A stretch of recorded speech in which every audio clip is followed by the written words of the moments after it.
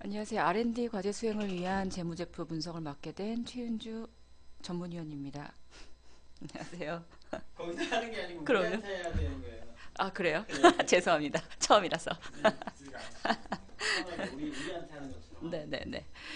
일단은 손익계산서와 이제 재무상태표나 이제 R&D 과제를 위해서 뭐 제일 먼저 보는 게 이제 기업의 정보인 손익계산서, 재무상태표를 보게 되는데 이제 그런 것들을 봤을 때 이제 주로 어떤 계정들을 봐야 되고 이제 그런 계정들이 보여주는 정보가 무엇인지에 대한 부분들을 이제 봐야 되는데 일단은 기본적으로 손익계산서든 재무상태표든 가장 초보라고 생각을 하고 그리고 강의를 진행하는 걸로 할게요.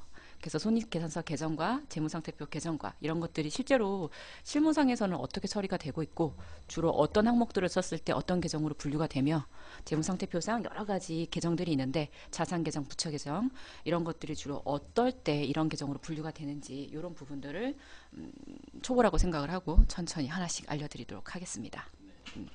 네. 일단은 네, 소리 재무 나는 거야? 네,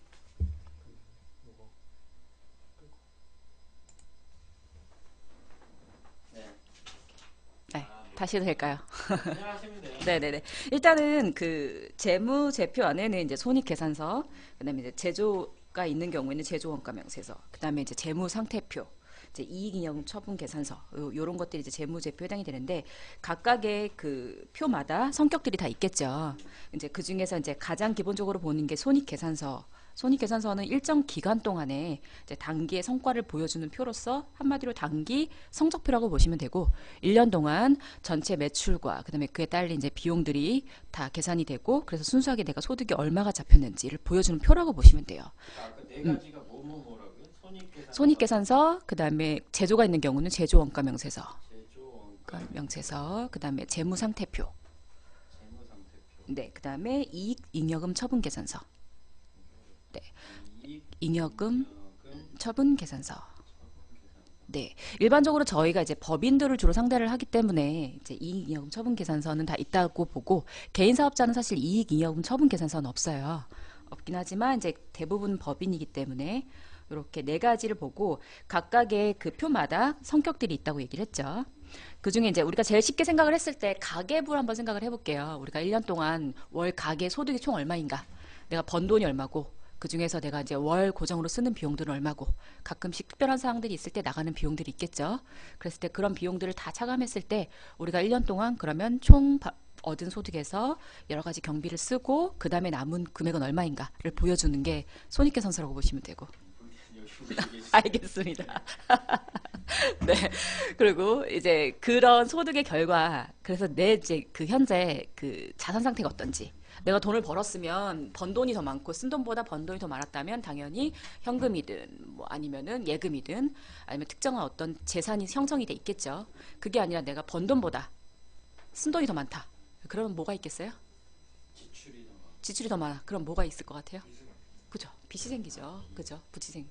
그렇기 때문에 부채가 생기는 거고.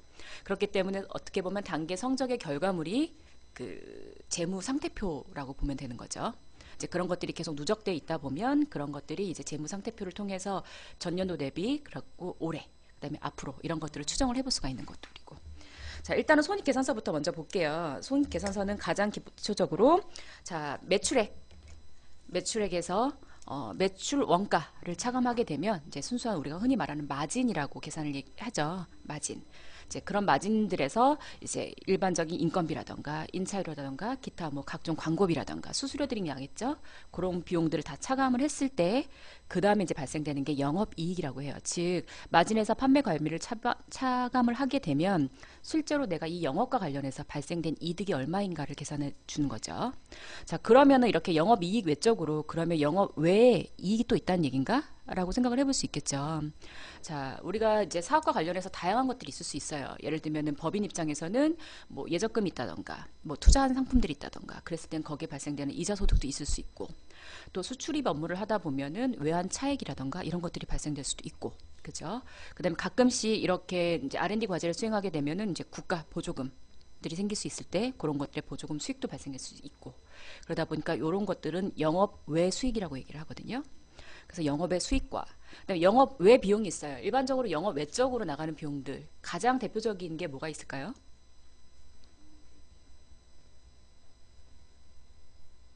일반적으로 이자 비용.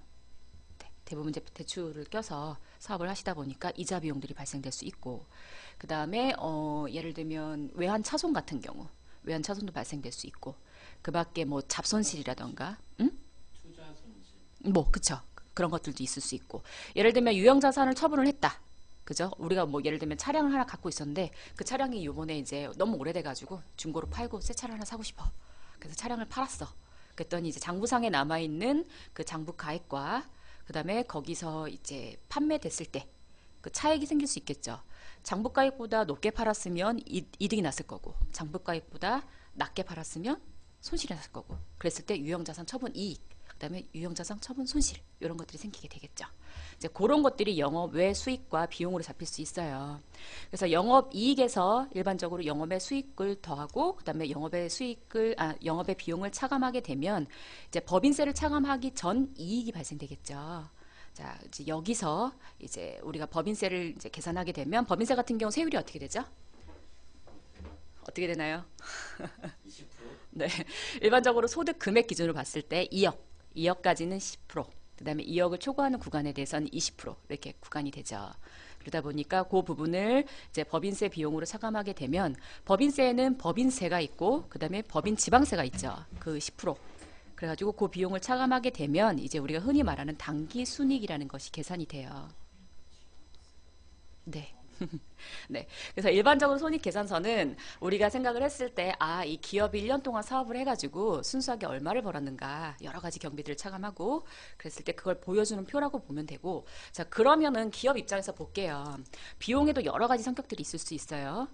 아까 제가 2번에 한번 볼게요. 2번에 보시면은, 자, 매출 원가라고 돼 있죠. 매출 원가. 매출 원가는 어떤 개념일까요? 매출 원가. 뭐 제조업 같은 경우 네네네. 제조에 들어가는 원자 재비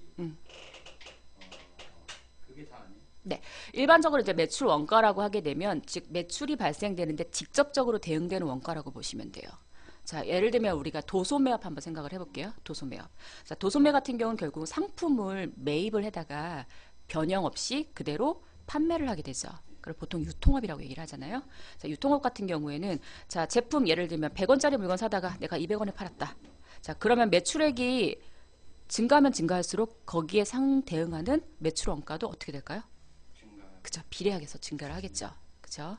그렇기 때문에 이거는 매출이 발생하면 할수록 거기에 대응돼서 비례적으로 증가하는 가격이라고 보시면 돼요. 자, 그런데 이번에 매출이 굉장히 많이 늘었어. 그러다 보니까 인력이 딸려. 그래서 이번에 직원 한 명을 더 채용하게 됐어. 이 직원은 고정비의 형태로 갈까요? 아니면 변동비의 형태로 갈까요?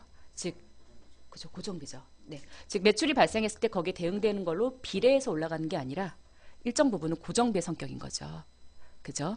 그죠? 즉, 매출이 하나 더 판매가 됐다고 해서 직원이 한 명이 느는 건 아니니까. 그렇기 때문에 여기서 매출 원가라는 개념을 생각을 해보면 저 업종의 특징을 한번 생각을 해보면 되겠죠. 자, 제조. 제조 또한 매출이 증가하는 만큼 대응되는 원가가 증가할까요? 안 할까요? 늘죠. 그죠? 늘게 돼. 매출액에 네. 따라서 비례적으로 증가하는 부분을 네네. 매출 원가라고 하는 네. 정확하게 말하면 비례적이라기보다는 직접적인 네네. 직접적인 네, 대응하는 원가인 거죠. 즉 매출이 발생을 높게 올라가면 당연히 그에 따라서 상품 원가도 같이 올라갈 수밖에 없죠. 자, 물건을 100개 팔 때와 200개 팔 때 직원이 100개 판다고 해서 한 명에다가 200개 판다고 두 명이 되진 않죠. 그쵸? 그치만 그쵸. 그쵸. 매출이 100개 팔 때랑 200개 팔 때 거기에 대응되는 매출 원가는 당연히 똑같이 올라가야겠죠. 자, 그랬을 때 상품 같은 경우에는 그냥 단순히 물건을 사다가 판매를 하는 형태이기 때문에 직접적인 대응 원가가 비례적으로 증가를 하겠지만 제조 원가는 좀 틀릴 거예요. 제조 원가 안에도 당연히 또 다양한 비용들이 있잖아요. 원재료가 있을 수도 있고 거기도 노무비가 발생될 수 있고 운반비가 발생될 수 있고 여러 가지 것들이 있겠죠. 그 안에도 다시 또 변동비의 성격과 고정비의 성격이 같이 섞여 있겠죠. 그렇기 때문에 제조 원가는 비례적으로 발생한다고 보기 좀 어려운 부분은 있어요. 그죠? 그런 것들이 있을 거고 음식 원가 한번 생각을 해볼까요? 자, 우리가 음식점에서 물건 100그릇 음식을 100그릇 팔 때와 200그릇 팔 때 당연히 재료 원가가 틀려지겠죠. 네, 이런 것들을 생각을 해보면 이런 것들은 매출 원가라고 생각을 하시면 돼요. 자, 그러면 반대로 매출 원가가 없는 사업은 어떤 사업일까요? 소프트웨어 이런데 맞아요. 서비스업. 소프트웨어 그쵸. 서비스 예, 예, 예. 일반적으로 서비스업.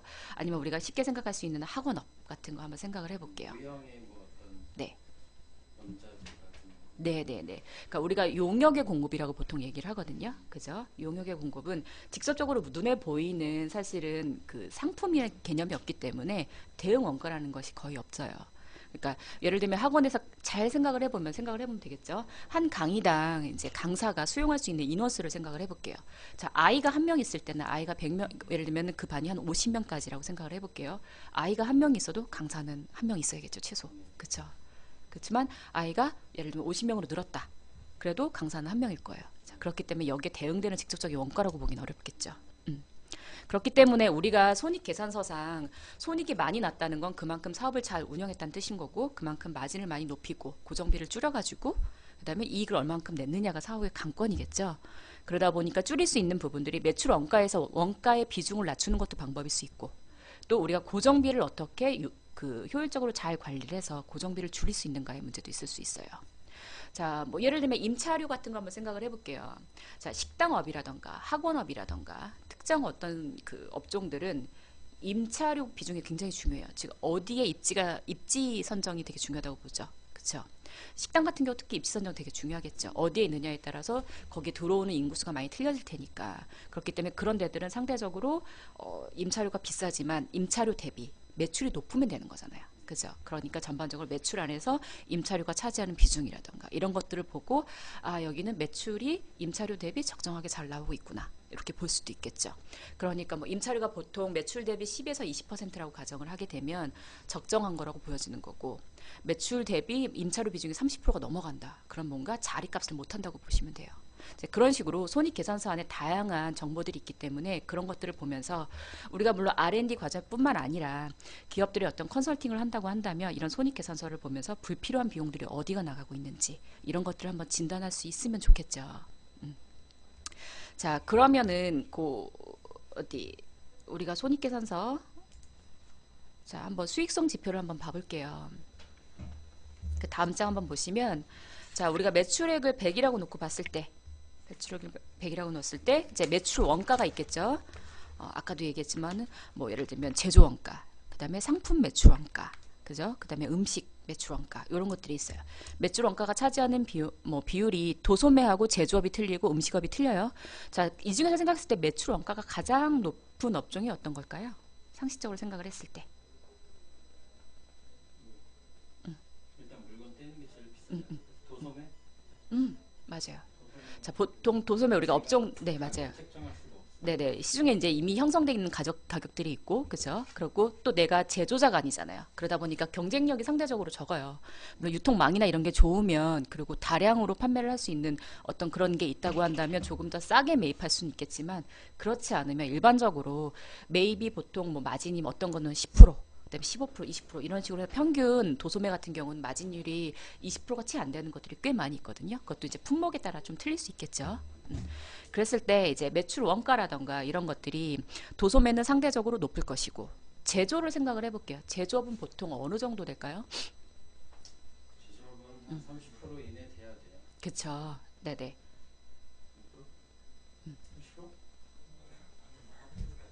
30%? 왜냐면 제조 같은 경우는 뭐 그렇게 얘기는 하지만 생각을 해보면 제조 같은 경우는 그 제조를 한 다음에 결국은 대다수는 최종 소비자보다는 다시 도소매 업체들한테 판매를 하는 형태가 더 많잖아요. 그죠? 네네. 그러다 보니까 최종 그 유통 구조상 보면 최종 그 뭐라 해야 될까 가격 대비 그죠? 가격 대비 최종 거기 한 30% 정도 차지한다고 보시면 되겠죠.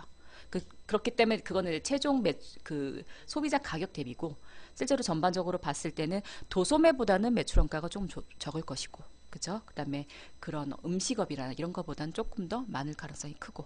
그게 내가 대학교 때 네.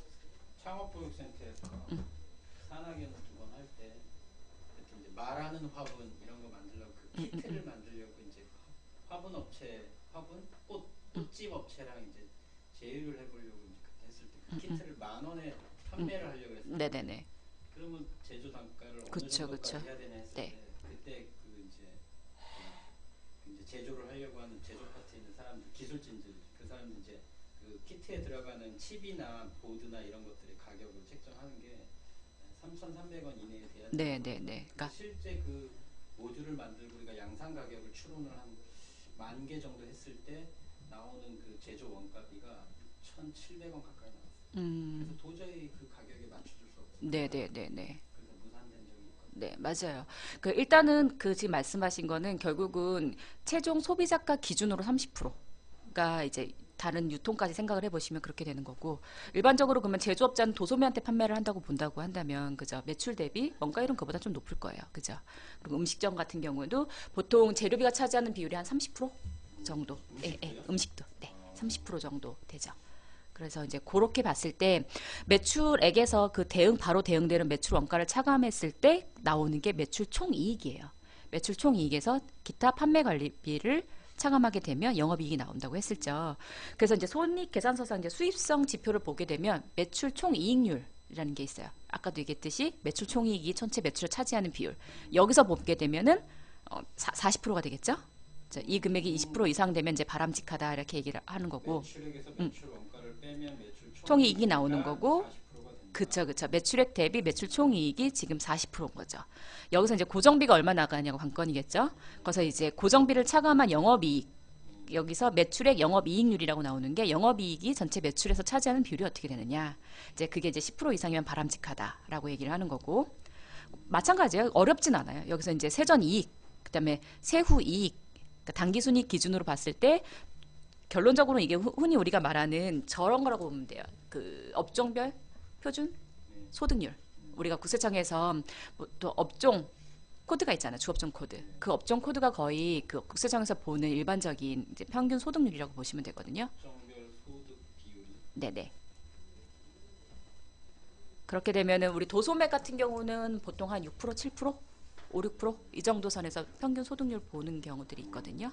자, 그러면 여기는 어떻게 이해하시면 돼요? 아, 전체 매출에서 이것저것 다 경비 차감하고 순이익이 한 6% 나오면은 적정하겠구나. 그 업종의 특성상. 그렇게 보는 거죠. 창에 뭐 댓글 달린 건 없어요? 글쎄요, 누군가 계속 왔다 갔다 하시네요. 댓글 그거 그거 말고는 없는 것 같습니다. 말을 네. 좀 아, 너무 말이 빨라요? 네, 천천히 하셔도 알겠습니다. 다 대부분 여자분들 숨을 안 쉬는 것 같아요. 너무 말이 알겠습니다. 저 천천히 하겠습니다. 아, 그래요? 맞아요, 그런 거 같아요. 나 긴장했어요? 긴장하진 않았는데. 원래 제가 말이 좀 빠르긴 강의할 때 할게요. 원래 빨리 하시는 분이 있어요. 네, 조금 천천히 할게요. 네, 그 일단은 그래서 전반적으로 보게 되면 이렇게 영업의 단기 순이익이 높으면 높을수록 당연히 이거는 그 수익률이 좋다고 보면 되겠죠. 그런데 문제는 뭐겠어요? 단기 순이익이 높으면 어떤 문제가 생겨요? 단기 순이익이 높으면 음, 국세청에서 의심하고 음. 그러진 않아요. 아, 국세청은 단기 수익 높으면 세금 많이 내니까 소득률이 낮은 게 문제지 소득률이 높은 건 전혀 문제 삼지 않거든요. 결국은 세금이겠죠. 그죠?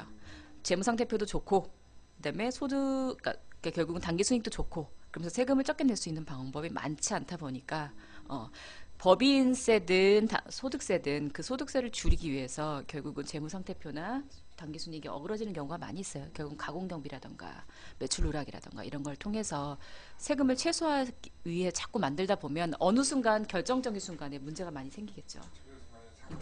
그렇죠. 정말 중요한 때에 정말 중요한 때에 대출이 안 난다든가 이런 문제들이 생길 수 있겠죠. 자, 우리가 생각을 해보면 여기 맨 아래 총자본 세전순이익률이라는 게 있어요. 총자본, 즉 자본과 자기자본과 그다음에 대출을 포함해서 부채 그 금액 중에서 세전순이익률이 얼마만큼 되는가. 즉 결국은 투자를 한다는 건 결국은 투자를 해서 수익을 얻겠다는 거잖아요. 그랬을 때 투자 대비 얼마만큼 순이익이 잘 나오고 있는가. 이게 높다고 한다면 굉장히 투자 수익률이 높은 거잖아요. 그랬을 때 이 사업은 굉장히 잘 돌아가고 있다고 보는 거죠. 그랬을 때 이제 6% 이상이 바람직하다고 보여지는 거고. 음, 100억 매출에 음. 단기 순이익이 6억 정도 돼야 된다는 음, 세전 이익률. 이거는 이제 업종에 따라 틀릴 수 있겠죠. 순이익이 세금 내기 전에 네네네. 그럼 6억 정도 만약에 되면 음. 세금을 얼마나 내요? 100억 매출에 100억 매출에 6억? 그러면 2억까지는 10%니까. 그쵸? 그러면 2천만 원 플러스. 초과되는 4억에 대해서 20%니까 8천만 원 더하기 하면 1억이겠죠. 지방세까지 하면 1억 1천만 원. 그러니까 진짜 기술개발 과제 해야겠네요. 이제 그렇게 되고 이제 업종에 따라서 업종 예를 들면 제조업이라던가 특정한 IT 업계라던가 이런 데들은 20% 감면이 되니까 네네 세액 감면 기본적으로 도소매는 10% 이제 그런 것들이 있죠. 자, 그럼 우리가 흔히 볼 수 있는 손익계산서 글씨가 너무 작죠. 네, 안 보일 거예요. 왜냐면 이게 어쩔 수가 없어요. 저희가 그 한 표 안에 손익계산서를 다 보여준다는 게 한 화면에 잡기가 되게 어렵거든요. 근데 어차피 여기 방송 지금 시청하신 분들은 분들은 이 파일들을 그쵸, 받으셨을 거예요. 그쵸. 네, 그래서 그렇게 보시고 왜냐하면 제가 이렇게 한 표를 다 보여드리려고 하는 이유가 이제 업종별로 손익계산서의 모양도 좀 틀리다는 걸 보여드리려고 해요. 첫 번째 보시면 이제 학원업이죠. 와서 자, 들어야 돼, 와서. 음, 다음 달에는 와서 들으라고 와서 네. 들으세요. 오프라인으로. 네, 그 학원업 한번 보시게 되면 자 거기 보면 매출액, 수강료 수입이 있죠. 여기는 매출 원가가 있나요, 없나요?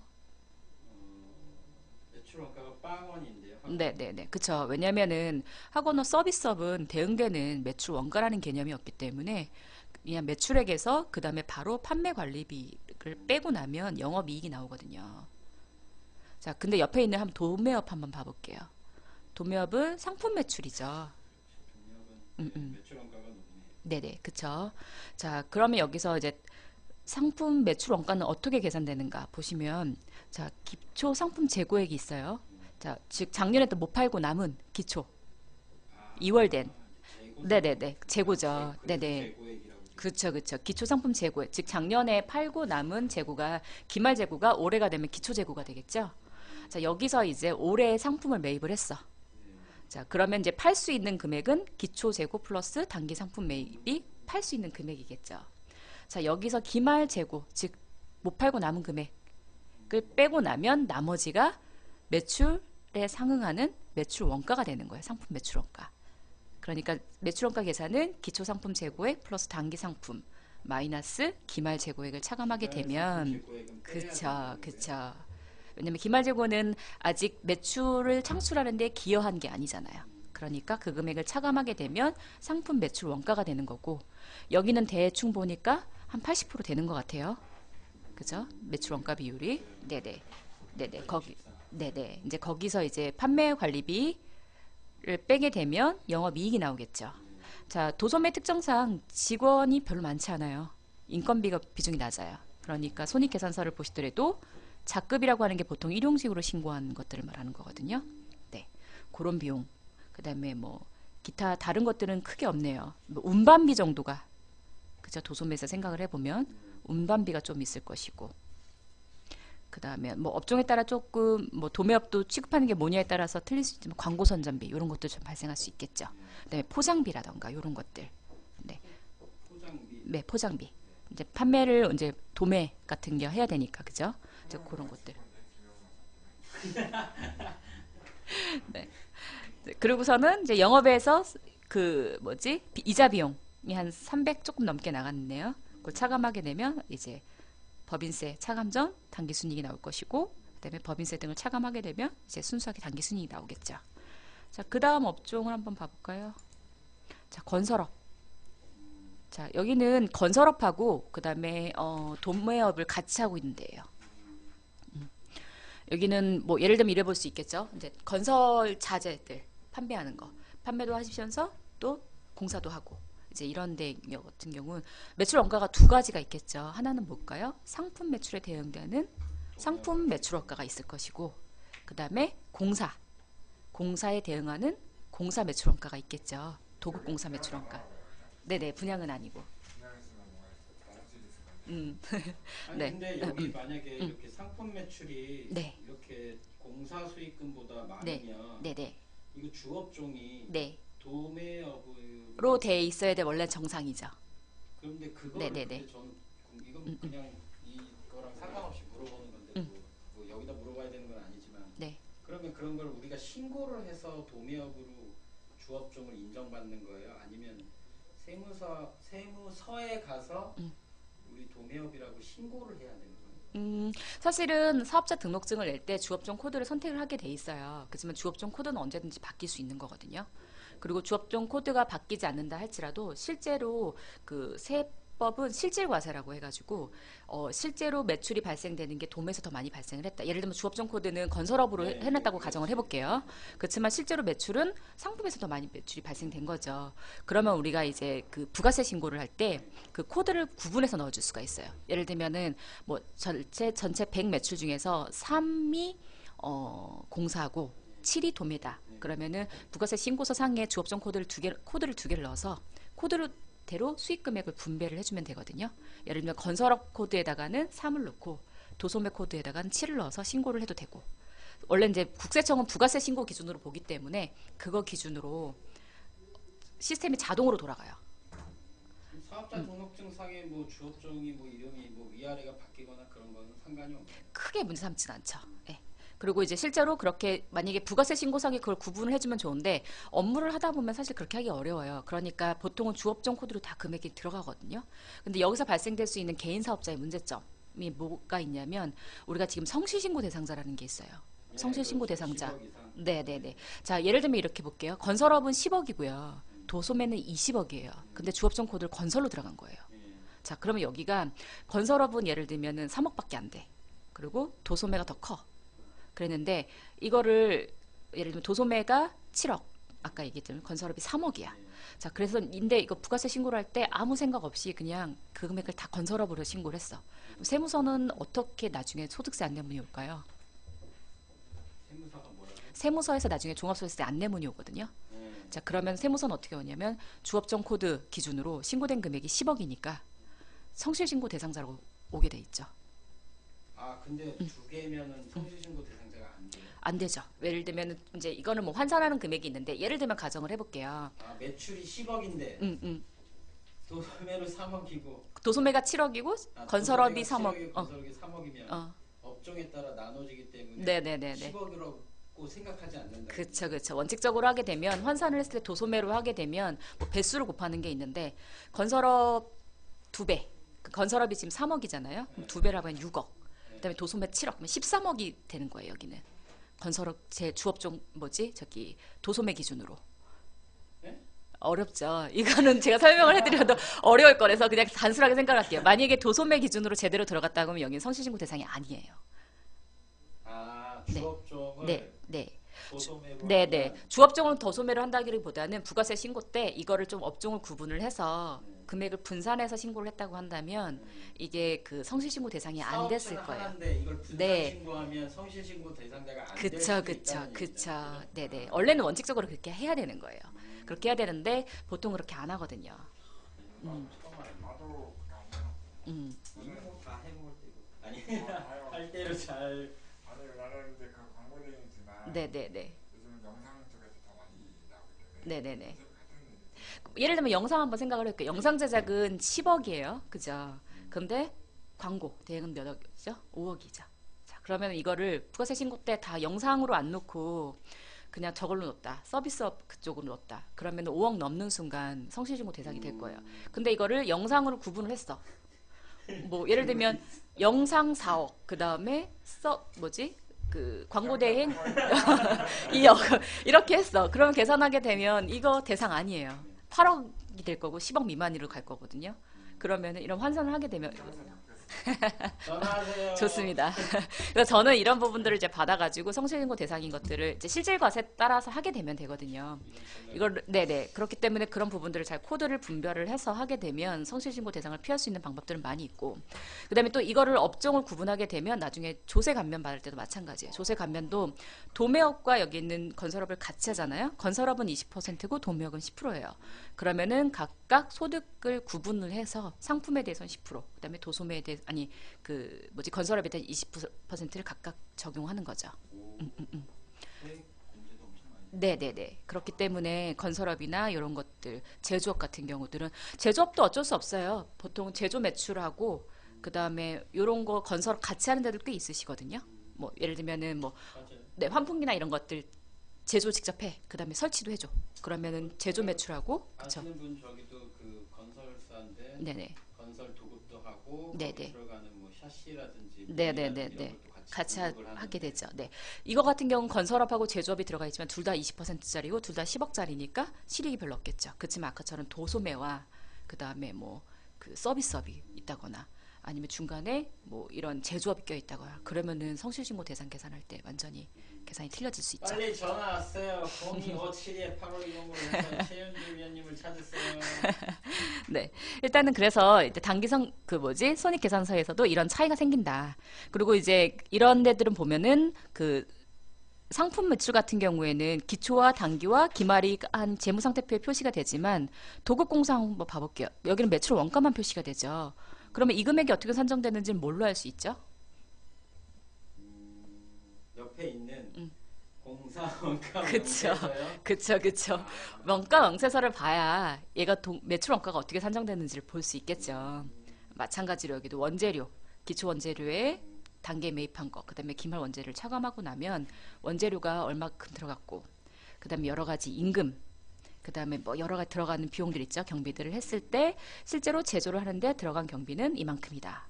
해가지고 매출 원가를 계산하게 되죠.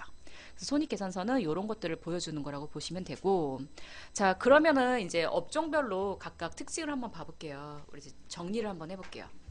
자 건설업, 제조업, 도소매, 서비스 일반적으로 네 대체적으로 이 정도죠. 거의 90%. 네네. 자 건설업의 거래 형태는 뭐죠 주로? 네. 건설을 해야죠. 건설. 네네. 공사. 그쵸. 어떤 제품을 만들어 놓고 판매하는 형태가 아니라 주문을 받아서, 그죠. 주문을 받아서 입찰이나 주문을 통해서 수주가 들어와야지만 그때 이제 주문 생산을 하는 형태죠. 그리고 이제 보통은 이제 종합건설이라던가 전문건설 이런 식으로 나눠가지고 그 종합건설은 말대로 그 전반적인 그 건설업을 하는 거고 전문건설은 그 안에서 세부적으로 나눠지죠. 도배면 도배, 배관이면 배관 이런 식으로 이제 그 업종들별로 그 허가가 있는 것들이 있고, 종합건설하고 네네. 단 전문건설. 전문건설. 네, 보통은 종합건설 회사들이 그 전문건설 회사에 도급을 내리죠. 하도급 계약을 해가지고 그 사람들이 이제 수급을 받아가지고 그 특정한 용역들을 제공을 하게 되고. 그래서 뭐 어떤 건설업 같은 경우에는 자본금 맞춰야 되는 규정들이 있는 데들이 있어요. 그죠? 뭐 그 단종이라고 하죠. 1종당 2억씩 뭐 이렇게 해가지고 자본금 맞추는 그런 것들이 이제 건설업의 주 특징이고. 그러다 보니까 기말이 되면 항상 고민을 하죠. 이 자본금을 어떻게 맞출 것인가. 네네. 가공으로 자산 뭐 가지급금이라던가 이런 것들은 다 부인돼 버리니까 그런 거 없이 그러면 자본금 2억 맞추려면 어떻게 돼? 돈 빌려 와가지고 일단 넣어놨다가 다음에 1월 1일 바로 빼고 이제 이런 것들을 하게 되죠. 자, 그래서 건설업 같은 경우는 매출 계정을 봤을 때는 주로 공사 수익금 계정을 사용하게 되고 매출 원가는 도급 공사 그 원가 명세서가 작성이 되고. 그쵸. 자, 그렇기 때문에 도급공사나 이런 것들을 생각을 해보면 12월 31일 기준으로 한번 봐볼게요. 12월 31일 기준으로 공사가 완료돼 있을 수도 있고, 완료가 안 됐을 수도 있겠죠. 그러니까 주로 미완성 공사, 그 다음에 완성 건물, 이런 식으로 개정이 되게 돼 있어요. 그래서 재고자산을 한번 보게 되면, 재무상태표상 보게 되면 주로 어떤 것들이 있냐면, 이제 건설 용지, 이제 건설을 하기 위해서 용지를 구입한 경우도 있을 수 있겠죠. 그 다음에 그 건설을 하다가 말았기 때문에 아직 미완성된 미성 공사. 그 다음에 재료들 매입한 게 있을 테니까 원자재. 뭐 이런 것들이 그 다음에 재고자산으로 남아있고. 그 다음에 제조업 한번 봐볼까요?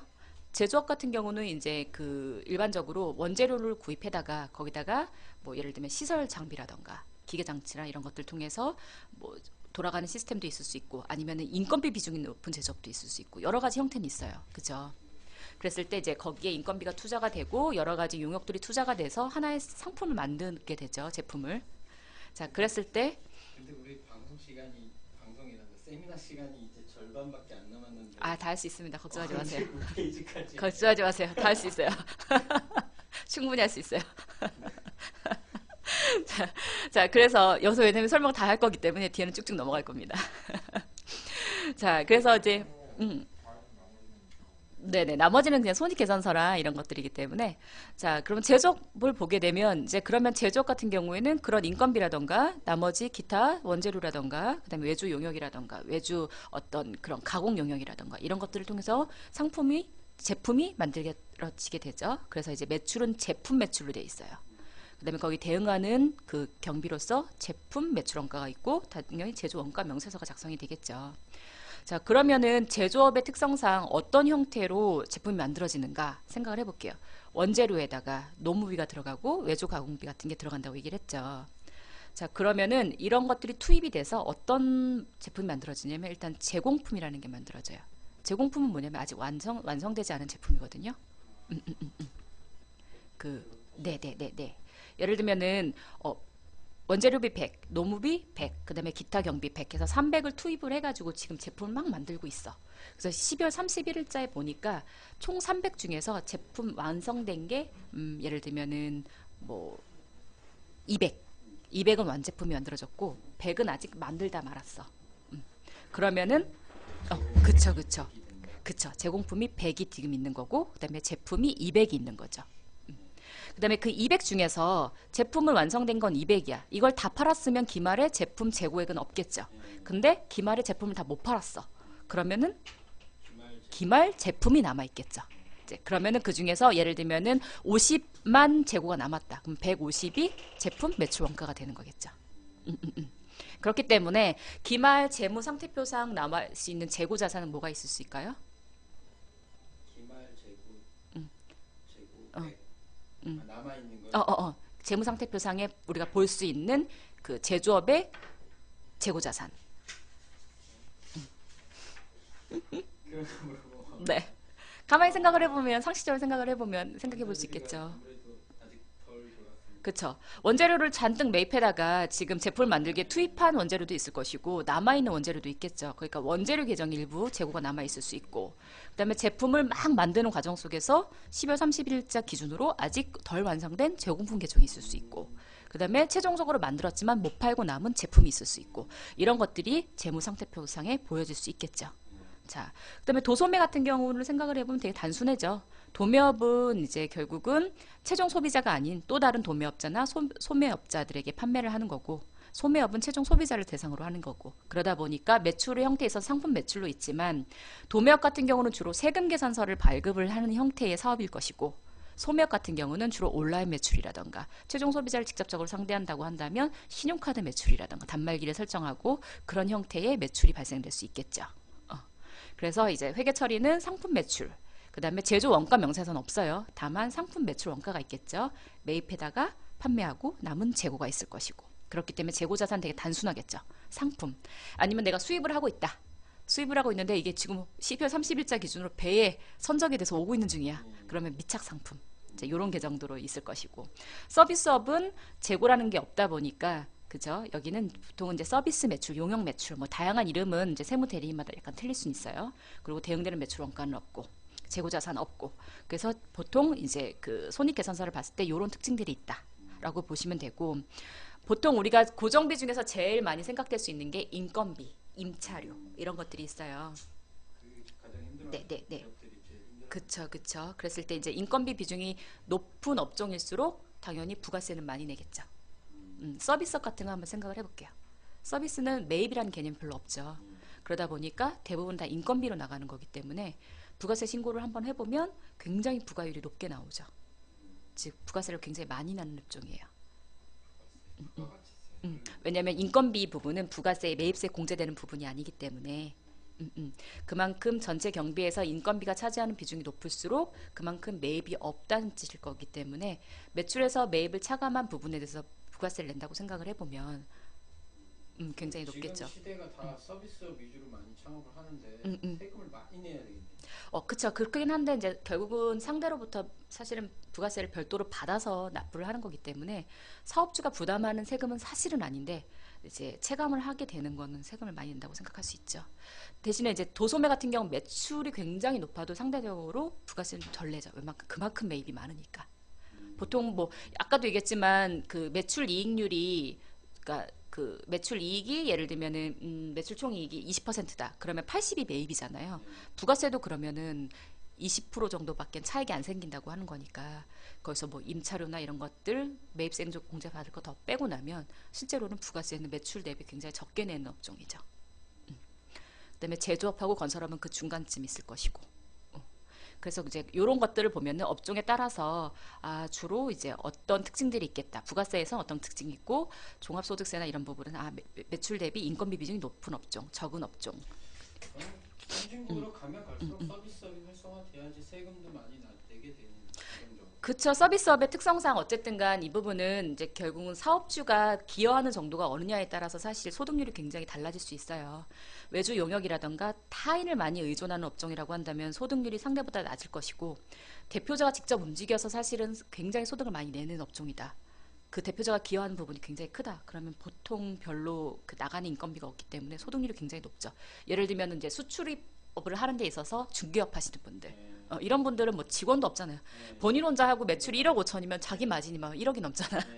이제 이런 부분들은 똑같은 서비스업이라고 하더라도 손익계산서를 보게 되면 특징들을 알 수가 있겠죠. 이런 부분들을 얼마만큼 잘 해석할 수 있느냐가 관건일 것 같아요.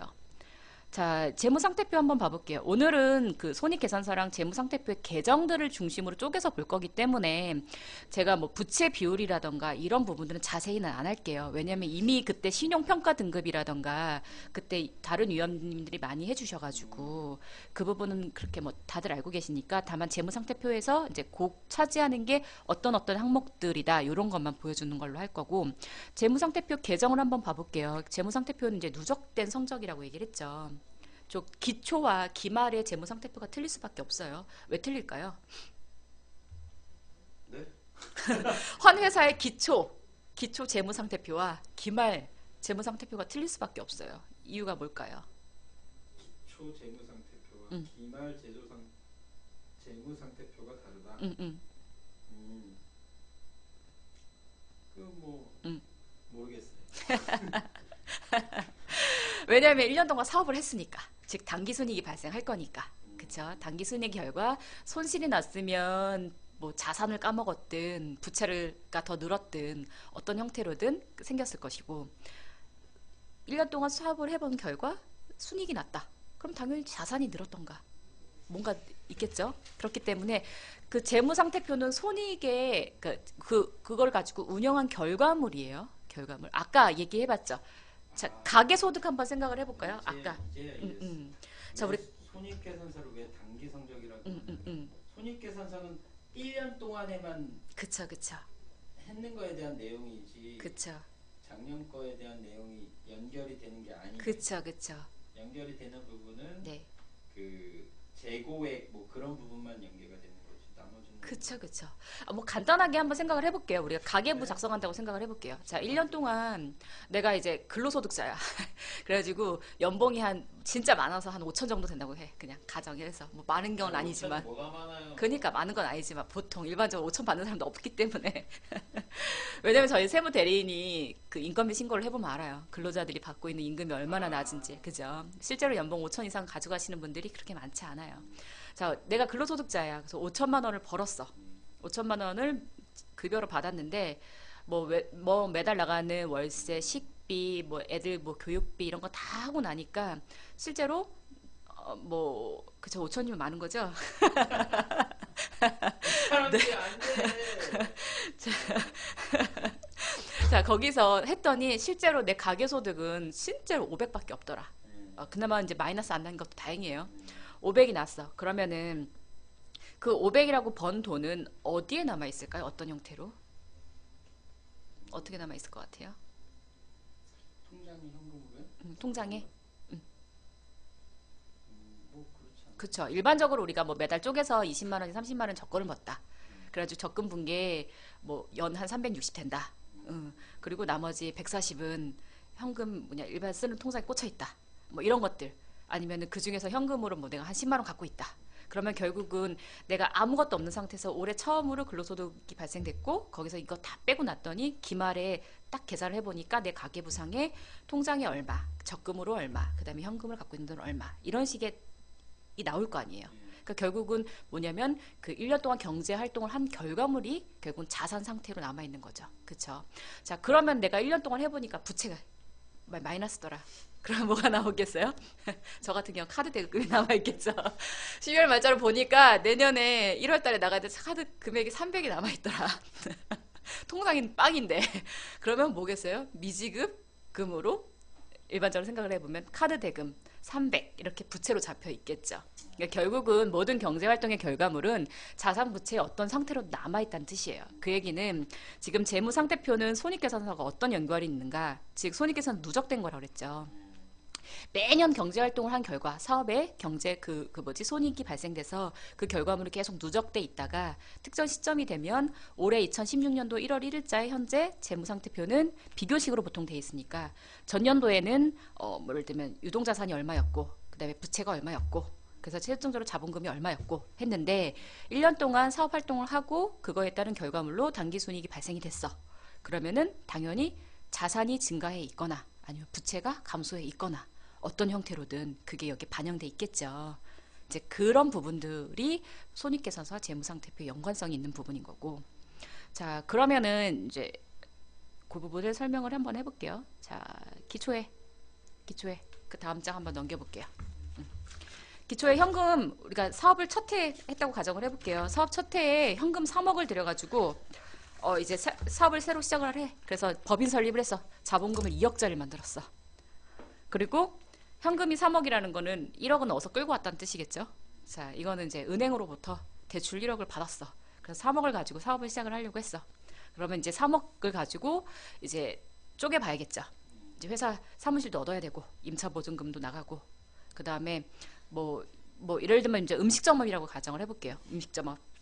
이전 사업을 하던 장소를 그대로 인수인계를 받아가지고 권리금도 줘야 된대. 그래서 권리금도 주고 그 다음에 인테리어도 새로 해야 돼가지고 인테리어도 1억 들고 근데 거기에 발생된 여러 가지 뭐 비품이라던가 이런 것도 구매하고 그 다음에 원재료들 이제 재료 있어야지만 식상할 수 있으니까 원재료도 구매하고 그 다음에 이제 뭐 통장이나 이런 데에 현금을 해가지고 쭉 이렇게 갖고 있었어요. 그 현금이 이렇게 쪼개가지고 재무상태표상에 자산부채 형태로 남아있는 거죠. 자, 그래서 이제 1년 동안 쭉 장사를 했는데 장사가 굉장히 잘 됐어. 그래가지고 1년 동안 당기순이익이 1억이 났어. 그 1억이 났어. 그러면 그 1억인 어디에 표시가 될까요?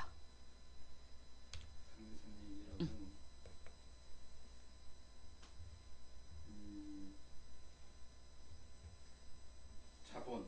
그렇죠. 자본 중에서 이익 잉여금. 자본금 2억이고 그죠? 자본금 2억에서 당기순이익 결과 올해 1억이 발생됐어. 그 이익은 이익 잉여금으로 남게 돼요. 즉 법인 입장에서 잉여금이 생겼다는 뜻인 거죠. 그래서 잉여금이 1억이 생겼어. 자, 그러면 1억 번 돈 어딘가는 지금 자산 부채에 자산이 증가했거나 부채가 감소한 형태로 있어야겠죠. 다른 것들은 다 변동이 없고 자, 현금이 자, 기말에 기초에 0.3억 3천만 원 있었는데 1억 벌고 나니까 현금이 5천만 원 플러스 돼가지고 통장에 입금돼 있고 나머지 5천은 부채 갚아버렸어. 대출. 그래가지고 대출은 1억이었는데 대출이 지금 0.5억 5천만 원으로 줄었어. 이건 어렵다. 이건 어려워요.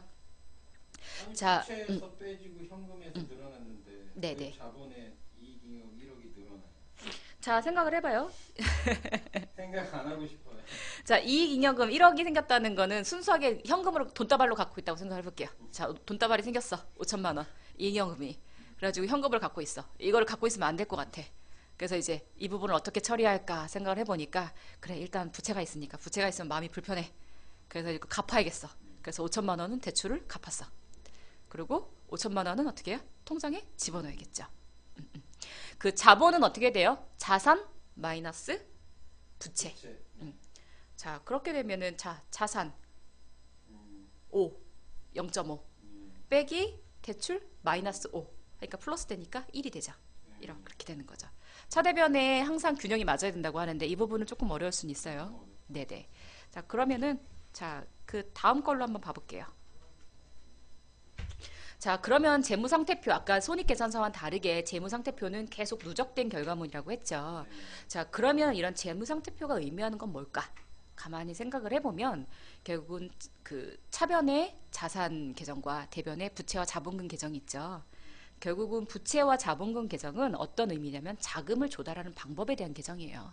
자, 회사를 운영하기 위해서 분명히 자본이 필요한데 그 자본이 어떤 식으로 조달됐는지를 보여준다는 거죠.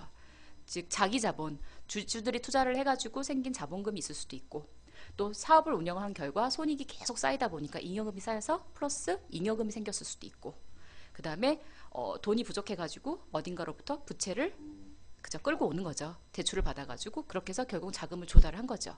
그 자금을 가지고 조달을 해가지고 자금 조달한 걸 가지고 운용을 하겠죠. 자금 운용을. 그래서 그 운용의 결과물이 어떤 거예요? 앞으로 자산 계정인 거죠. 그래서 계속 누적되다 보면 결국은 잉여금이 계속 쌓일 것이고, 잉여금이 쌓였다는 건 어딘가로 자산의 형태로 있다고 얘기했죠. 그랬을 때 보통 우리가 다른 자산이 하나도 없다고 생각을 하면 현금 자산이 될 것이고, 그걸 통장에 집어넣게 되면 당좌 자산이 될 것이고, 그죠? 그 돈 가지고 다시 이번에 다시 또 재고 자산을 상품을 매입했다. 그러면 그게 재고 자산이 될 것이고, 그 돈 가지고 이번에 우리가 이번에 시설 장치 인테리어 좀 한번 새로 한번 해볼까? 그래서 인테리어를 새로 했어. 그러면은 시설 장치가 될 것이고, 아니면은 이번에 제조업인데 좋은 기계를 하나 사야겠다 해서 그 돈 가지고 기계를 매입하게 되면 그건 기계 자산이 될 것이고, 잉여금이 굉장히 많아. 이번에 건물 하나 사도 될 것 같아. 건물 투자한다. 그러면 그 잉여금이 건물로 갈 것이고, 결국은 자금을 조달해서 계속 쌓여진 잉여금과 자본금과 조달한 부채를 통해서 결국은 그 결과물은 자산에 반영이 되게 돼 있다.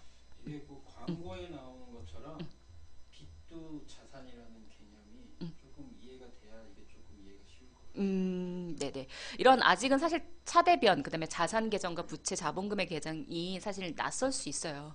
왜냐면 늘, 텔레비전 광고 보면 뭐 자산 관리 뭐 이런 거 해준다고 하는 네네네. 거 나오잖아요. 네. 그럼 보통 사람들이 생각할 땐 네. 어떤 내가 돈을 번 거에 대한 부분에 대한 관리라고 생각하지, 빚까지 관리, 부채 부분을 관리해 준다는 생각을 보통 사람들은 갖기가 좀 어려워. 그 일반적으로 사업을 하게 되면 부채가 항상 나쁜 것만은 아니에요. 그쵸? 어떤 특정한, 예를 들면은 그 빌려온 돈 대비 그걸 통해서 내가 뭔가 상품을 굉장히 많이 매입을 하고 경쟁력 있는 어떤 루트를 뜬다거나, 또는 그죠? 뭐 공장 매입했는데 그쵸, 그 공장이 그쵸. 나중에 더 가치가 올라서 그쵸, 그쵸. 하는 네네. 경우도 부채가 좋은 거라고. 그쵸, 그쵸. 뭐 예를 들면은 자동화 설비를 설치를 해서 굉장히 고정비를 낮출 수 있는 방법이 있어. 그러면 그 돈을 사실 부채를 통해서 그걸 매입을 해서 그 다음에 수익을 창출하면 되는 거니까. 그러니까 어떤 형태로도 부채가 나쁜 것만은 아닌데, 이제 그 부채 비율이 굉장히 높거나 이렇게 됐을 때는 여러 가지 문제점은 있을 수 있겠죠. 자, 그렇게 해서 봤을 때 이제 우리가 보통 하는 유동자산과 비유동자산, 그다음에 유동부채와 비유동부채로 구분이 돼 있잖아요. 그 안에서도 그거는 이제 1년을 기준으로 보통 구분을 해요. 자, 1년 안에 현금 흐름이 발생된다. 즉 유동자산 한번 생각해 볼게요. 1년 안에 현금화될 수 있다 라고 보면 돼요. 1년 안에 현금화될 수 있는 자산이다. 예적금. 그쵸, 예적금. 그 다음에 통장에 있는 거는 바로 입출금이 가능하니까.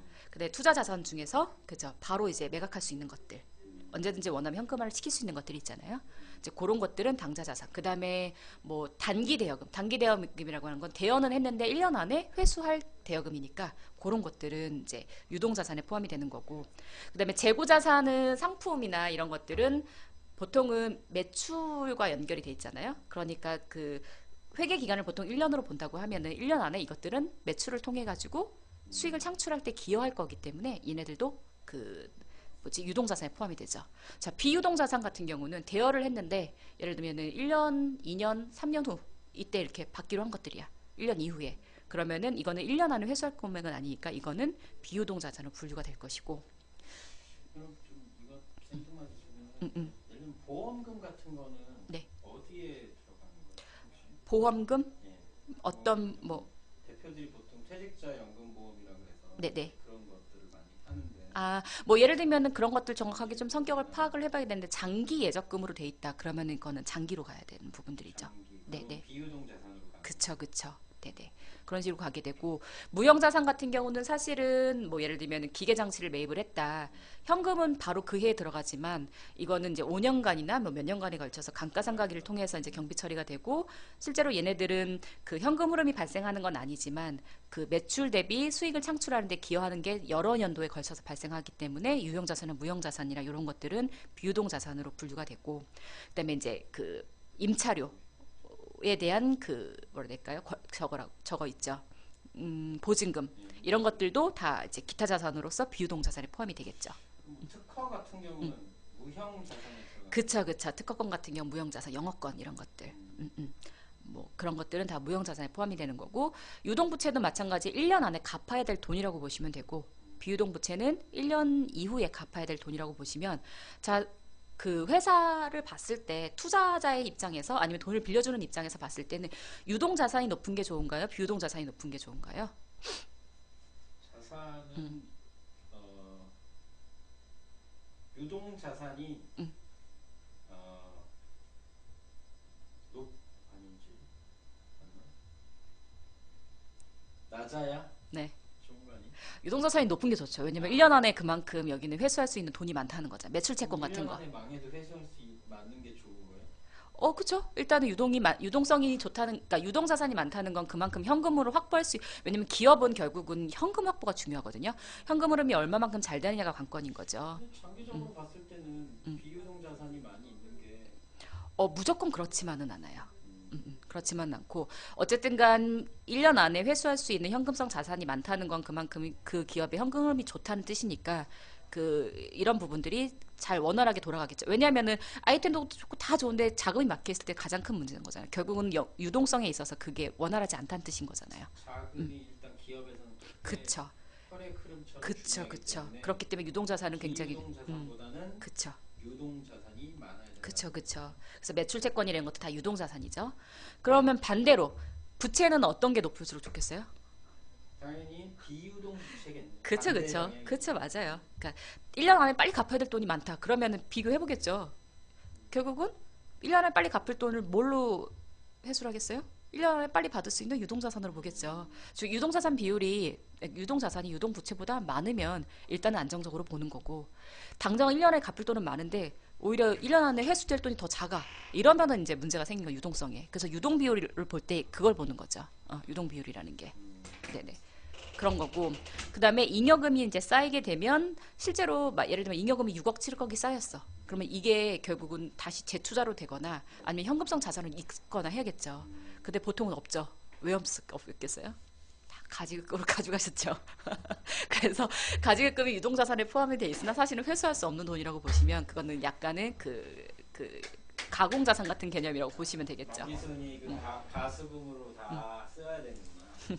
난 너무 같아서 지금 고쳐. 자, 이제 그쯤 갔구나. 그래서 유동 네, 부채 네. 이런 것들 이름이 앞에 단기자가 붙는다고요. 그쵸. 붙으면 일단은 유동이라고 보시면 되고 장기가 붙으면 비유동이라고 보시면 되고 그죠?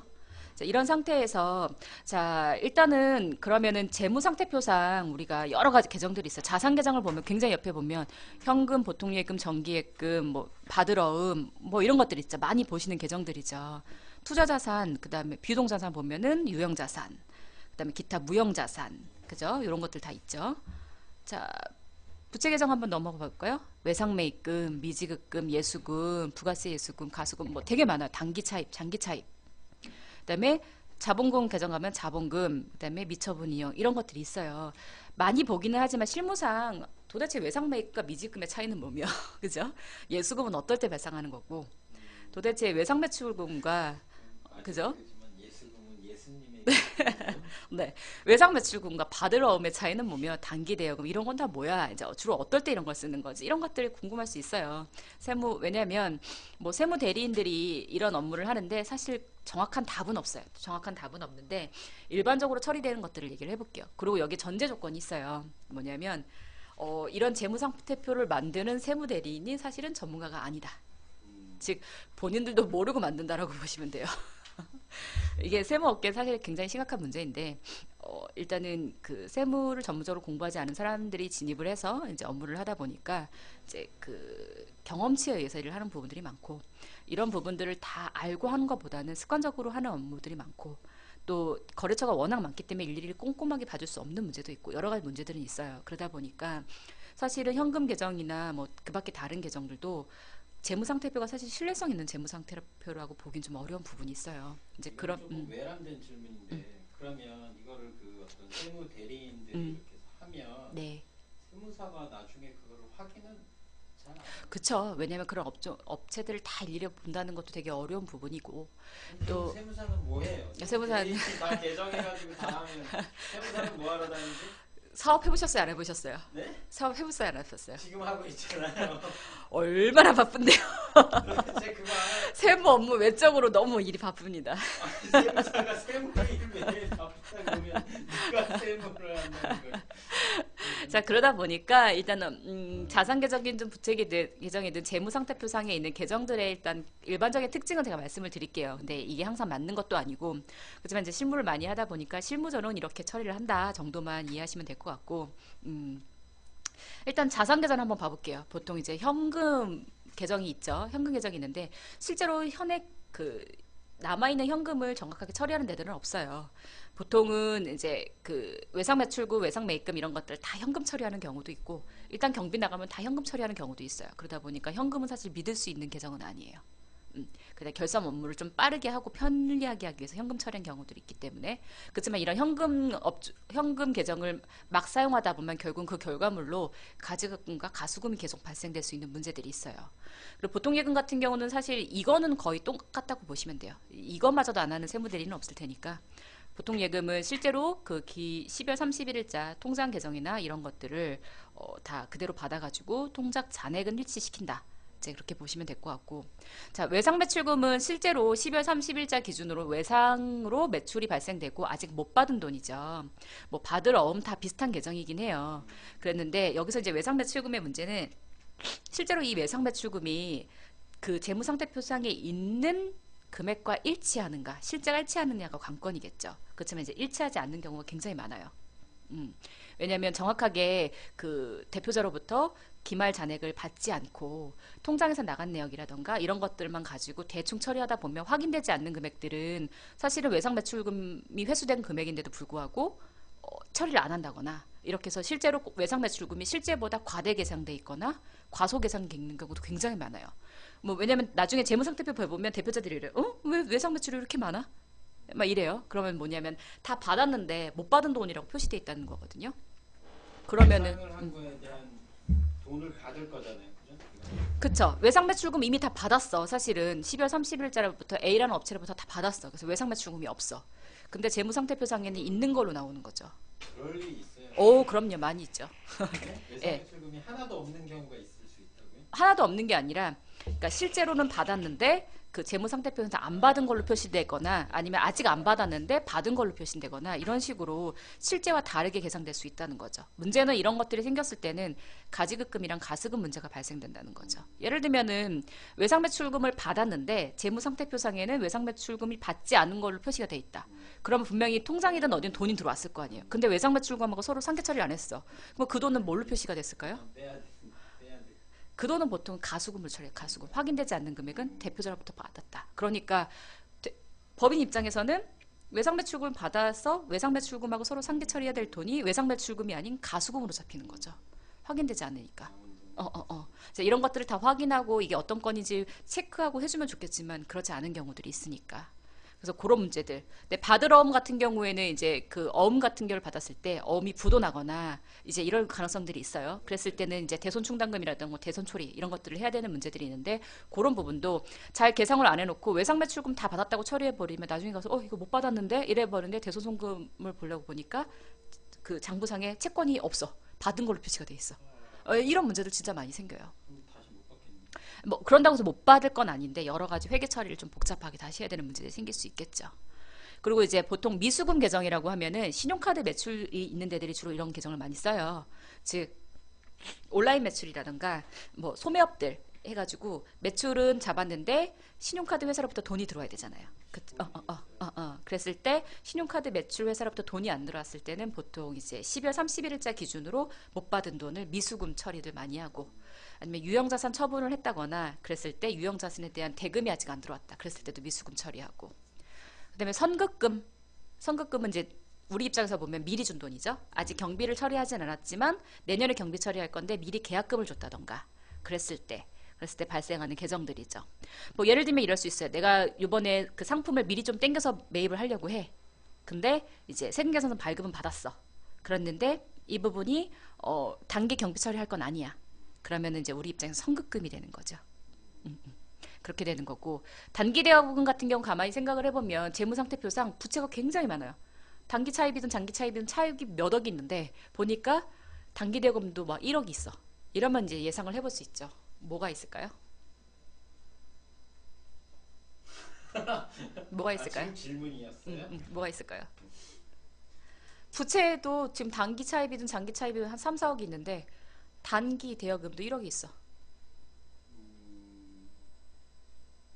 물건을 공급을 했는데 못 받은 거예요? 아니요. 단기 대여금은 보통 사업과 관련 없는 그 대여금의 형태이기 때문에 돈 빌려준 거잖아요. 자, 기업 입장에서 생각을 해볼게요. 부채가 있다는 건 그만큼 돈이 부족하든가 누구로부터 돈을 빌렸다는 거잖아요. 근데 그 돈을 빌려서 지금 누군가에게 또 빌려줬다는 거잖아요. 아, 그게 단기대요. 내가 돈이 남아서 다른데 빌려준다. 그쵸. 뭐 잉여금이 남아 있거나 뭐 특별히 데 빌려준다. 네네네. 뭐 특별한 경우에는 뭐 거래처의 특성상 뭐 빌려줄 수도 있겠지만 상식적으로 생각을 해보면 빅모님 허당이라는데 해줘요, 저다. 상식적으로 생각을 해보면 분명히 빌려온 돈이 있는데도 불구하고 아니 단기대여금이 생겼다. 그러면은 대부분은 가지급금 계정을 숨기려고 단기대여금으로 대체를 했겠구나 생각을 해보면 되겠죠. 내가 나한테 빌려준 아닌데. 음. 아, 음. 회사에 있는 돈을 다시 회사에게 그러니까. 빌려주는 식으로. 그러니까 생각을 해보면 진짜 머리 잘 네, 생각을 해보면 그렇잖아요. 그죠? 돈 빌려서 돈 끌어다 이자까지 주면서 돈 빌려가지고 그걸 또 다시 누군가한테 빌려주겠어요? 빌려줄 일이 별로 없죠. 그런데 왜 단기 대여금 계정이 생겼는가? 가지급금이 생겼으니까 가지급금 계정을 단기 대여금으로 대처를 해가지고 가지급금을 좀 숨기는 거죠.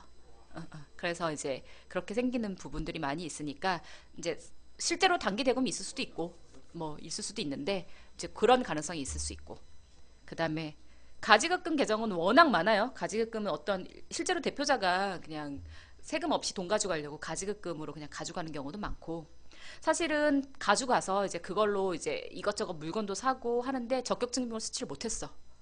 그렇기 때문에 상대되는 대응 원가에 대한 경비에 대한 수치가 없는데 돈은 나갔는데 확인되지 않으니까 그냥 다 가지금 처리해 버렸던 거야. 세무대리인이 일일이 꼼꼼하게 그걸 안 챙기니까. 그러면서 실제로는 가지금이 아닌데도 불구하고 가지금 처리가 됐다던가 이런 것들이 굉장히 많죠. 그러니까 즉 통장이든 어디서 확인되지 않는 금액이 나갔다. 그러면 일단 세무대리인 무조건 가지금이에요. 그러니까 이 부분 잘 체크하셔야 돼요. 실제로는 가지금이 아닐 가능성이 커요. 보통은 적격 증빙 없이 나갔거나 아니면 특성상 뭐 예를 들면은 뭐 그런 거죠. 그 약간은 접대비 성격이 있을 수도 있고 아니면은 그 수수료 성격들 예를 들면 뭐 특정 누구한테 돈을 줘야 되는 그런 것들 있잖아요. 그런데 그거는 뭐 적격 증빙을 받을 수도 없고 인건비 신고도 못해. 근데 돈은 줘야 돼. 그럼 통장에서 보내겠죠. 그러면 그거 어떻게 하느냐? 그러면 이제 사실에 따라서 사실 경비 처리를 할 수도 있는 부분이거든요. 근데 이제 경비 처리 안 하고 가지금 처리해버리면 대표자 입장에서 나중에 보면 1억, 2억이 쌓였는데 도대체 나는 이렇게 가져간 적이 없다고 얘기하는 게 다 그런 내용들이죠. 이제 그런 부분들. 이게 다 외상 매출금 계정을 제대로 처리하지 않게 되면 발생될 수 있는 충분한 문제들이에요. 생뚱맞은 질문이긴 한데 예를 들면 뭐 법인 같은 경우 법인 등기부등본이라든지 아니면 네. 법인 인감증명서 같은 거 네. 발급기에서 네. 이렇게 발급하면 1,000원 내고 이렇게 하는데 네.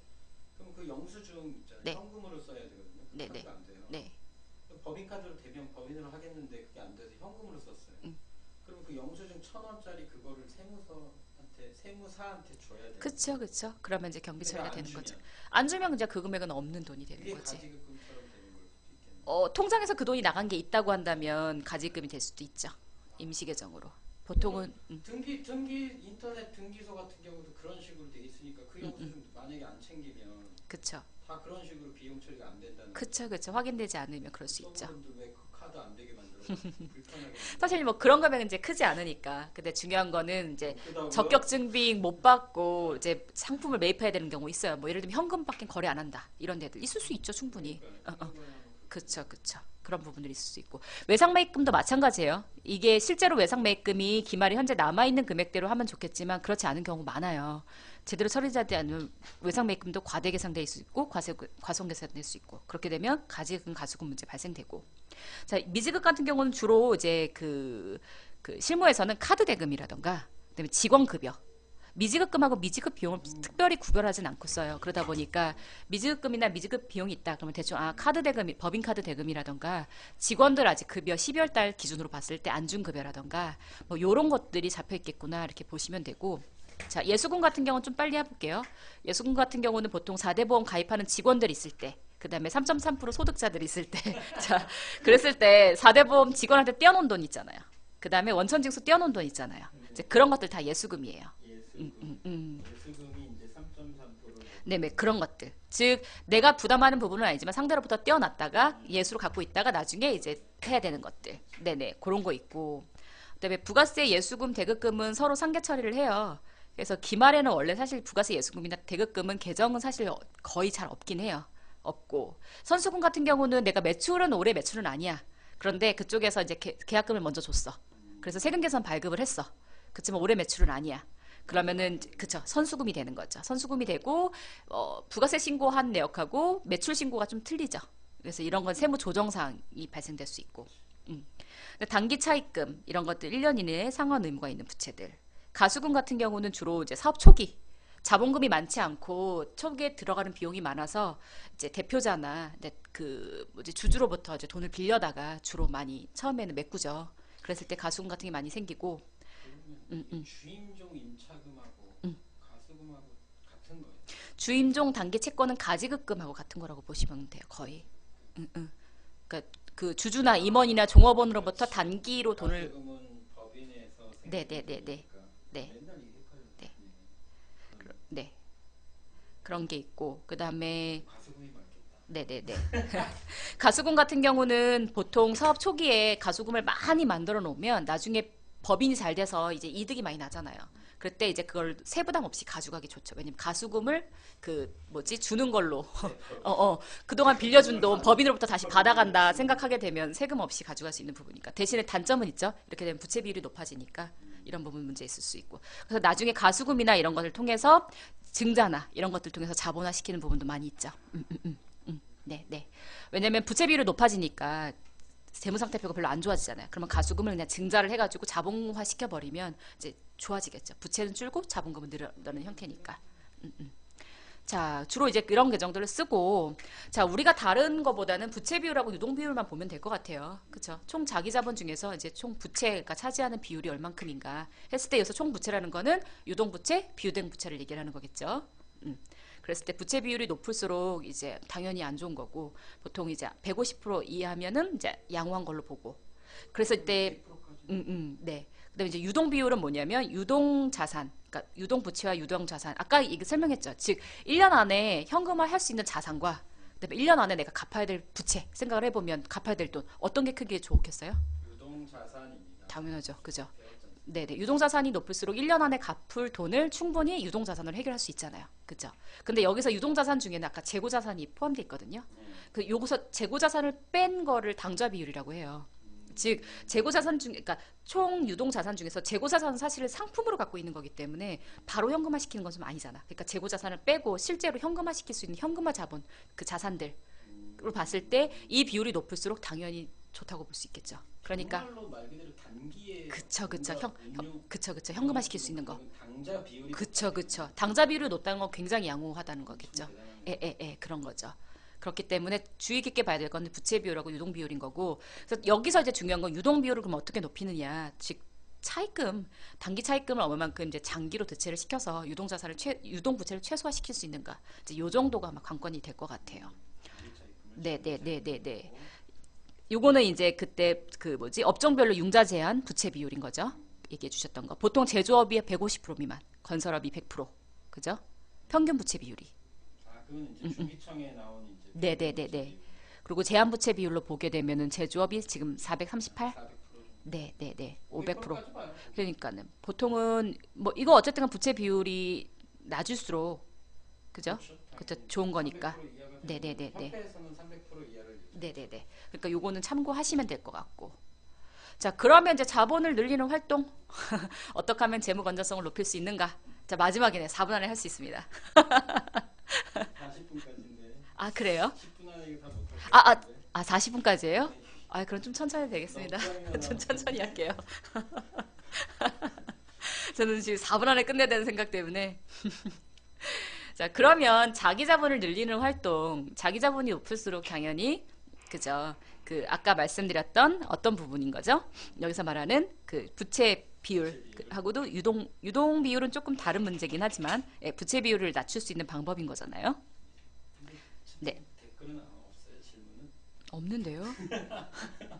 진짜 어려운가 보다. 질문을 보통 한두 번 하는데 아, 그래요? 다들 어려워. 나갔나 봐. 죄송합니다. 생각들어요. 자, 그 자본은 아까 말했듯이 자산 마이너스 부채라고 그랬죠. 네, 자산은 마이너스 네, 부채. 그러면 자본이 좋아지려면 어떻게 하면 되겠어요? 부채를 줄여야 네, 자산을 자산이 키워. 그쵸, 자산을 증가하던가 부채가 줄든가. 아예 빚이야 떠안고 하면 그렇죠. 네. 자산이 증가하던가 부채가 감소하면 돼요. 그럼 자산을 증가시킬 수 있는 방법은 뭐가 있을까요? 빚을 많이 벌어. 그럼 자산이 커지잖아요. 다 사실은 이제 다그 그렇네 생각해보니까. 네. 강남 부자 되는 거 쉽네. 빚을 더 크게 해서 자산을 크게 하면 되겠는데. 그렇죠. 자산이 증가하고 부채가 증가하면 동일하게 예를 들면은 돈 빌려와서 그 돈 가지고 투자를 했다. 그러면 자산도 올라가고 부채도 올라가니까 어떻게 돼요? 똔똔이죠. 자본은 그대로예요. 그죠? 자, 예를 들면은 100만 원이라고 하는 현금 자산이 플러스가 됐어. 근데 이거는 사실 빌려온 돈이야. 그래서 100만 원이라고 하는 부채가 생겼어. 자산에서 부채 빼고 나면 제로죠. 자, 그러면 자본은 변동사항이 없어요. 자, 그러면 이제 제일 쉽게 생각을 해볼 수 있는 게 이제 증자하는 거죠. 증자. 즉 자산은 늘리는데 부채가 아닌 자본금을 늘리는 거죠. 자, 100만 원이라고 하는 현금이 들어왔어요. 자산 플러스 됐죠. 그렇지만 부채가 아닌 어떤 계정이에요? 자본 계정이죠. 자본금. 즉 증자를 하게 되면 부채에는 상관없이 자산을 증가시킬 수 있는 방법이에요. 그래서 보통은 증자를 해서 유상증자를 한다던가 이제 주로 이제 요즘 컨설팅 하시는 게 뭐 특허권 자본하잖아요. 그죠? 특허권 네, 특허권을 통해서 이제 현물 출자 한다던가 이런 식으로 해서 이제 증자를 하는 거죠. 또 하나는 부채를 감소시키면 된다고 그랬어요. 부채를 감소시키면. 그러면 부채를 감소시킨다는 거는 결국 부채를 갚는다는 거겠죠. 자, 예를 들면 자, 100만 원이라고 하는 부채가 있었어. 이걸 갚았어. 그러면 현금이라고 하는 자산이 나가야 되잖아요. 자, 그러면은 부채는 줄었지만 현금도 줄었으니까 어떻게 돼요? 자본은 플러스 마이너스죠. 그러면 제로죠. 그럼 자본은 변동사항이 없어요. 자, 그러면 어떻게 돼야 돼요? 부채는 줄이고 자산은 나가지 않아야 되는 형태인 거죠. 즉 어떻게 되는 거? 부채가 줄고 자본이 증가하면 되겠죠. 이해되세요? 자, 자본과 부채에서 합해야 자산이 되니까. 합퍼의 자산이 된다기보다는 부채를 갚는다는 거는 예. 부채가 나가고 그 다음에 부차도 생기고 그 다음에 거기에 플러스로 예. 자산도 마이너스가 됐잖아요. 예. 그러니까 자산에서 부채를 차감하게 되면 제로인 거죠. 자, 그러니까 부채가 증가하면서 자본금이 증가하는 형태로 가야겠죠. 그래서 가수금을 증자를 하게 되면 어떻게 되는 거예요? 대변에 있는 부채 계정은 차감이 되지만 어떻게 돼요? 자본금이 증가하는 형태가 되겠죠. 네. 즉 자산은 변동이 없어요. 그죠? 그러면은 돈이 안 들어온 상태에서 증자를 하는 거잖아요. 네. 그죠? 자, 그러면은 이건 어떻게 할까요? 가수금 계정을 가지고 법무사한테 제출하면 돼요. 그 가수금 그 계정별 원장을 통해서 가수금이 실제로 있는 사실을 확인을 하고 그거를 증자를 하면 되겠죠. 자본으로 이제. 그쵸. 그러면 부채는 줄고 자산은 나가지 않았으니까 자본금이 증가하는 형태가 되는 거죠. 그 다음에 이제 또 하나는 뭐냐면은 이제 잉여금이 발생을 했어. 그럼 우리가 보통 배당을 하잖아요. 네. 배당을 하게 되면 잉여금이 줄 수밖에 없거든요. 네. 자, 그렇게 되면은 법인 입장에선 보유하고 있는 자본금이 줄게 되는 거예요. 그죠? 그러니까 자본금을 늘리는 방법은 잉여금을 처분하지 않게 되면 되겠죠. 잉여금 처분을 하지 않게 되면 그게 바로 미처분 잉여금이거든요. 그 얘기는 잉여금이 있는데 이 잉여금을 배당으로 처분을 했다. 그러면 그게 처분 잉여금이 되는 거고, 그다음에 잉여금은 생겼는데 아직은 배당도 하지 않고 아무것도 처리를 하지 않았어. 그러면 미처분 잉여금이 되는 거죠. 그러니까 사내 유보를 많이 두게 되면 이것도 자본이 증가하는 형태고, 즉 이 얘기는 어떤 거예요? 단기 순이익을 통해서 잉여금을 많이 증가시키면 자본금이 증가한다는 뜻이죠. 즉 단기 순이익이 그래서 좋아야 된다는 거예요. 단기 순이익이 높을수록 그만큼 뭐가 되는 거예요? 잉여금이 늘는 거잖아요. 그렇기 때문에 잉여금이 느는 거고. 자, 그 다음에 이제 외상 매출금이나 매출 세건을 빨리 조기 회수를 하는 거죠. 자, 기말에 12월 30일 되기 전에 매출을 빨리 이제 회수해야 될 것들이 있어. 빨리 회수를 한 다음에 그 다음에 부채를 빨리 갚아버리는 거죠. 이제 그렇게 되면 부채 비율이 낮아지겠지. 자본금은 그대로지만, 그죠? 근데 그 미처분 잉여금이라는 부분이 많으면 많을수록 그게 꼭 좋은 거예요. 그렇진 않아요. 왜냐하면 나중에 이제 기업 가치가 증가할 수 있거든요. 그렇게 되면 이제 보통은 법인을 세워놓고서는 사실 배당을 한 번도 안 한 데들이 대다수예요. 그러니까 배당이란 거 자체를 해본 적도 없고 배당이 뭔지도 모르시고 그러니까 계속 잉여금만 쌓이는데 사실은 그 돈이 회사에 그대로 있겠어요? 없겠죠.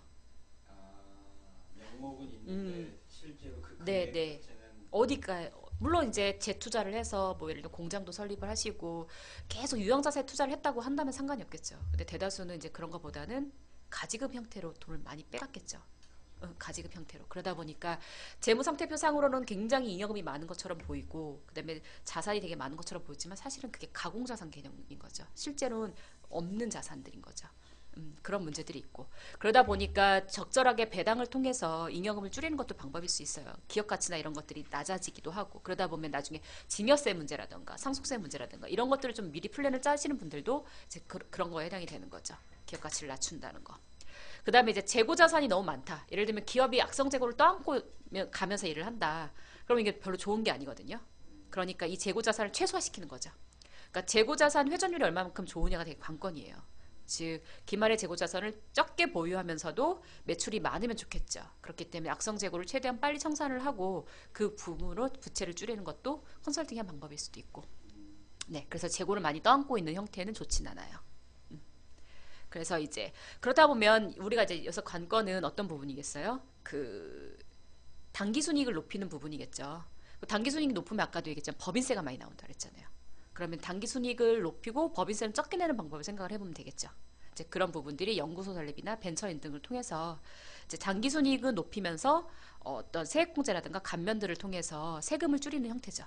그러다 보면 당기순이익이 높으니까 잉여금이 많아질 것이고 잉여금이 많아지면 증자 와 같은 효과라고 보시면 돼요.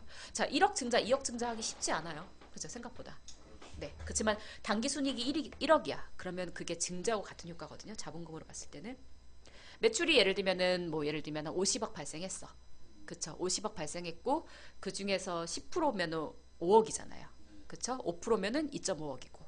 그쵸? 3%면은 1.5억이고. 그쵸? 이 정도만 해도 잉여금이 1.5억이 생기니까 어떻게 되는 거예요? 자본금이 그만큼 느는 거잖아요.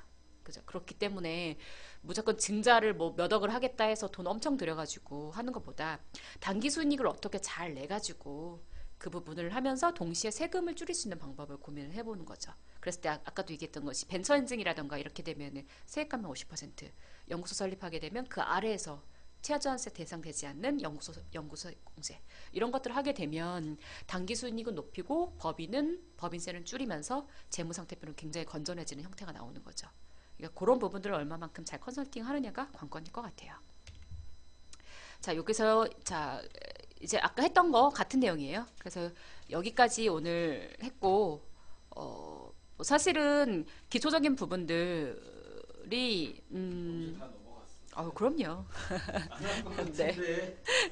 기초적인 부분들이 사실은 굉장히 어려워요. 이 부분을 잘 뭐 익숙하지 않으신 분들이 한 번 듣는다고 해서 사실 다 이해가 될 것도 아니고 더 깊이 나가서 컨설팅에 대한 얘기를 하고 싶지만 그 부분은 사실은 지금 좀 어려운 부분들이 있고 그래서 이제 오늘은 이제 기초적인 부분들만 말씀드렸고 혹시라도 뭐 또 한 번 기회가 된다고 한다면 그때는 아니요. 네. 일단은 그걸 기반으로 이제 근데 그러면 컨설팅은 이제 어떻게 할 것인가에 대한 부분들은 조금 더 심도 있게 나갈 수 있을 것 같고 뭐 법인세 신고된 내역들을 가지고 이제 뭐 세액 감면이라던가 뭐 연구소 설립이라던가 이런 부분들이 잘 적용됐는지 여부라던가 이런 것들을 사실 좀 알고 싶어 하시는 분들 꽤 있을 수 있어요. 근데 오늘은 시간이 안 되니까 그 부분까지는 참 어려운 부분인 것 같고 요거 하나는 보여드릴게요. 자, 여기는 경상연구개발비라고 있죠, 여기. 여기 보이는 부분. 네, 이 부분이 이제 결국은 우리가 보통 하게 되는 연구소 설립한 다음에 연구인력개발비를 공제받을 수 있는 금액들이라고 보시면 돼요. 근데 뭐 연구소가 없어도 사실은 이런 계정은 있을 수는 있어요. 또 아니면 연구소가 있다 할지라도 경상개발비라는 항목을 안 쓸 수도 있어요.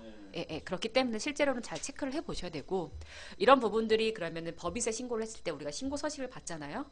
거기서 이제 어떤 형태로 세액공제를 받았는지를 확인할 수 있는지 그리고 업종별로 예를 들면 제조는 20%, 뭐 도소매는 10%뭐 이렇게 세액 감면 된다고 했잖아요. 이제 그런 것들을 적용했을 때는 그게 어떻게 표시되는지 아니면 그 밖에 또 세액 공제는 뭐가 있는지 이런 것들을 이제 뭐 기회가 되면 다음번에 한 번 더 하는 걸로 하겠습니다. 네. 매달 주어집니다. 네. 뭐 어쨌든 어려웠을 수도 있고 또 아시는 분들은 너무 쉽다고 생각했을 수도 있고 다양한 분들이 계셨을 것 같은데 어쨌든 1시간 반 동안 들으시느라 고생 많으셨습니다. 네. 네. 아니 정말 유익한 시간이었습니다. 빅머니만큼만 하면 이상이면 다 네. 재미없었을 거고요. 네. 그러면 이제 여기서 인사를 드릴까요? 뭐 다른 뭐 궁금하신 사항들 없으시죠? 뭐 지금 강의를 온라인으로 듣고 계신 분들은 있는데 특별히 지금 뭐 질의사항이나 이런 건 없는 것 같아서 그럼 여기서 마무리하는 걸로 하겠습니다.